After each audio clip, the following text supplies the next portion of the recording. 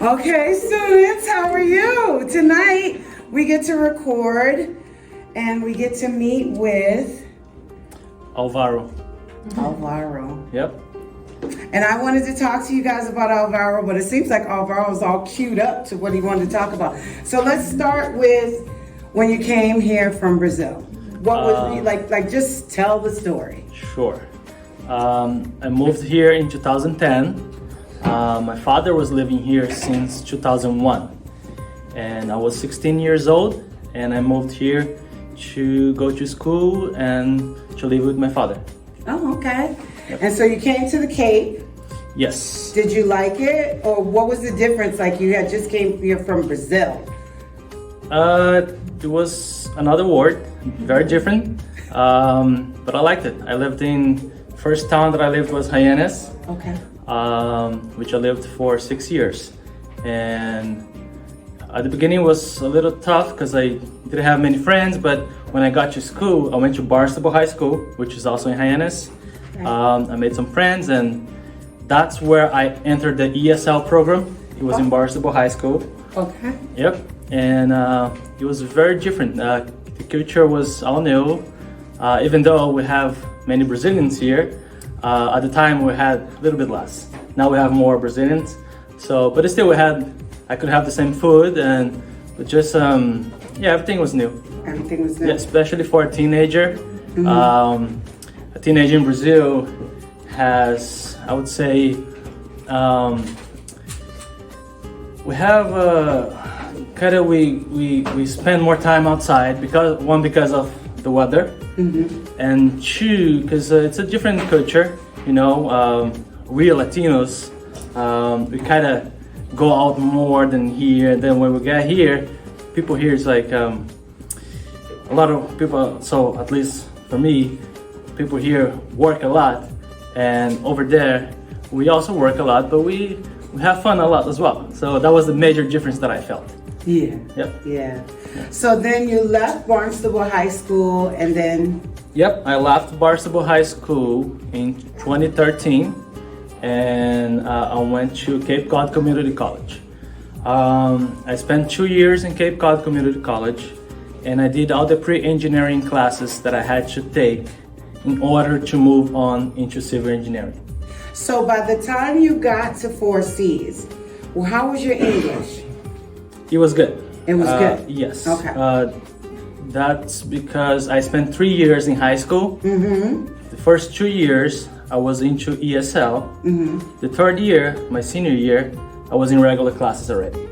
So the first 2 years was ESL. First year, just ESL. Second year, a mix of ESL and regular classes. And then third year, regular classes. Oh, that's good. Yep. And then you got your diploma in the third year, right? Yes. Okay. Yep. And then you went on to 4Cs. So tell us about your experience at 4Cs. It was awesome. So first 4Cs, it's local. I was living in Hyannis. It was like a 20-minute commute. Not even that. Good professors. Learned a lot. I had good grants, scholarships. And I loved it. I learned a lot and I did all my pre-engineering to go to UMass, which was the university that I went to. And really helped me, saved me money. I learned a lot with good professors and it was local. I didn't have to commute too long and I didn't have to move. So what do you think was the hardest thing for you with transitioning from 4Cs? And I understand this because I transitioned from Bunker Hill to Suffolk. When you transitioned from 4Cs to UMass? Well, UMass, as it's a bigger university, I didn't live there, I commute as well. But 4Cs, the professors are they're closer to you. They have more time to teach you one by one, and which is great, especially when you have, I remember chemistry was a big class for me, Calc 1, calculus. So at 4Cs, the professors are closer to you, they can spend more time with you one by one. That's a major difference, I think.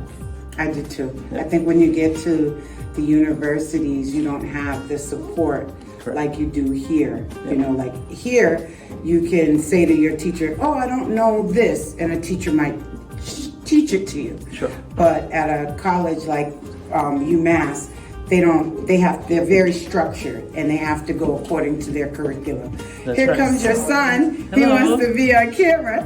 Hello. Hi. Say hello. Say hi. You can come be on camera. Very good. Hi, sweetheart. You wanted to be a part. I don't blame you. You're going to be doing interviews with Dad soon. Yeah. Very, very soon. So when you got to UMass, did you find yourself, because I know the first year at UMass was tough. Yes. I'm only saying this because I know my first year at Suffolk was tough. Yeah. You didn't really know anybody, and you had to feel like you were starting over again. Correct. And actually, yeah, when I got to UMass, I felt more prepared than when I got to Forces, because when I left high school, because I was an ESL student, they didn't even talk much about college with us. Because I was working and studying, and all we talked about was like working after school. I'll be working. So I felt like when I entered Forces, I was more like I was kind of lost at the beginning. Then I found myself with good mentors and professors, and they put me in the right path for engineering. So when I got to UMass, I kind of knew better what I was doing, like what I wanted to do. What you wanted to Yes. do. So when you got ready to graduate from UMass, what was your thought then? Like, what were you thinking? Were you scared? Were you nervous? Like, you know that now you're going back into the workforce. Yeah. Yes. So I did an internship when I was on my junior year.